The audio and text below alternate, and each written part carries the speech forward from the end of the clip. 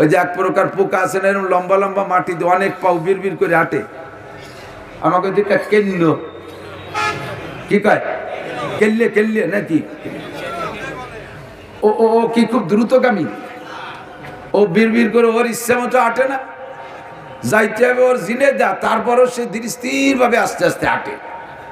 আর ওরে যদি কোন তুই কবে যাবি জিনে যা, একটু জোরে হাঁট, এই করে যদি ঠেলা দেন তাহলে ওকে পারবো না, তুই এটি বেড়ে গে বলে বসে। যারা দাঁড়ায় দাঁড়ায় বয়ান শুনতেছে তাকে বসানোর জন্য আমি এই ওয়াজটা করলাম।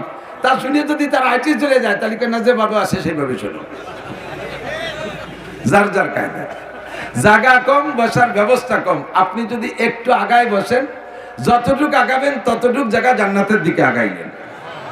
আপনি যদি একরামের নিয়েতে আগান যে আমি একটু আগায় বসলে আর এক ভাই বসতে পারবে, তাহলে আপনাকে আল্লাহ তাআলা এই মুহূর্তে 10 বছর এতেকাফের সওয়াব দান করবে। একেবারে সহজ ইনকাম, সহজ ইনকাম।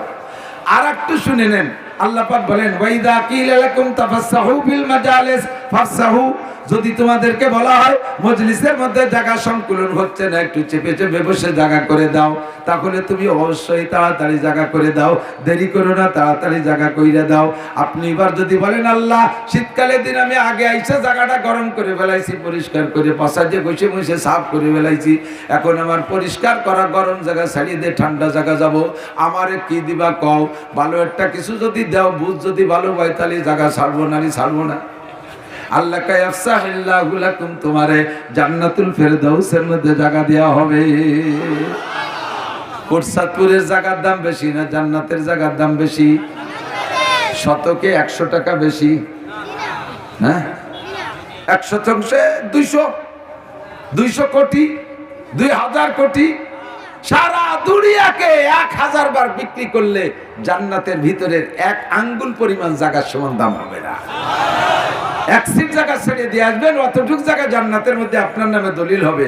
কার নামে? যে জায়গা ছাড়বে তার নামে। তাহলে আপনার নামের জায়গা বসবাস করবে কিনা? হরিবধূ, নইলে ঋষি, গৌর গোবিন্দ, ব্যানার্জি, চ্যাটার্জি, ভট্টাচার্য, ঠাকুর কুকুররা আপনার জায়গায় আপনি ব্যবহার করবেন। কথা বলেন ঠিক না?